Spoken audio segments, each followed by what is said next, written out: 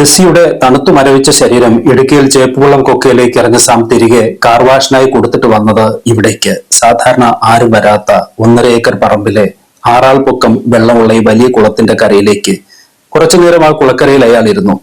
ജെസ്സിക്ക് Sam എന്ന പുരുഷനിലേക്കുള്ള അകലം കൂടിക്കൂടി വന്നിട്ട് കാലം കുറയായി.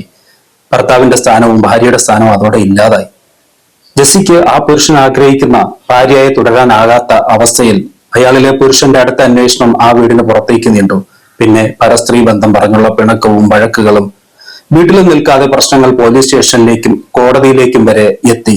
രണ്ടുപേർക്കും അവകാശപ്പെട്ട വീടായതിനാൽ രണ്ടുപേരും അവിടെ തന്നെ താമസിച്ചു. ഒരാൾ 1-ാം നിലയിലും മറ്റൊരാൾ 2-ാം നിലയിലും. മനസ്സുകൊണ്ട് അകന്ന സ്ഥിതിക്ക് അയാൾ തോന്നും പോലെ പോയി അനുഭവിച്ചു വരട്ടെ എന്ന് കരുതി അവിടെ നിന്ന് ഒഴിഞ്ഞു പോകാറുന്നില്ലേ ജെസ്സി? മൗനമായും വാചാലമായും പൊരുതി നീക്കാൻ ഭാര്യ എന്ന നിലയിൽ ശ്രമിക്കേണ്ടായിരുന്നു. കോടതിയിൽ വിധി വരും വരെ പുരുഷനെ ഭ്രാന്തനാക്കാതിരിക്കാൻ നോക്കണ്ടേ അനുജത്തി? ഇപ്പോൾ എല്ലാം അവസാനിച്ചു പോയി. ഈ ഒരു ദുരന്തത്തിൽ എത്തും വരെ ആരും ആർക്കും വിട്ടുകൊടുത്തില്ല. ഒടുവിൽ അവൻ ഒരു മുഴുവട്ടനായി.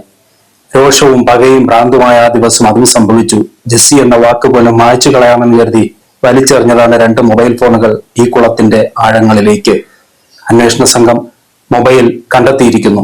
ഒരു കാലത്ത് സാമും ജെസ്സിയും സ്നേഹ സംഭാഷണങ്ങൾ മൊഴിയ അതേ ഫോൺ ഇന്ന് സാമിന്റെ കൈകൊണ്ട് ജീവൻ നഷ്ടപ്പെട്ട ജെസ്സിയുടെ ഓർമ്മയോടൊപ്പം തണുത്ത് വിറങ്ങലിച്ചിരിക്കുന്നു.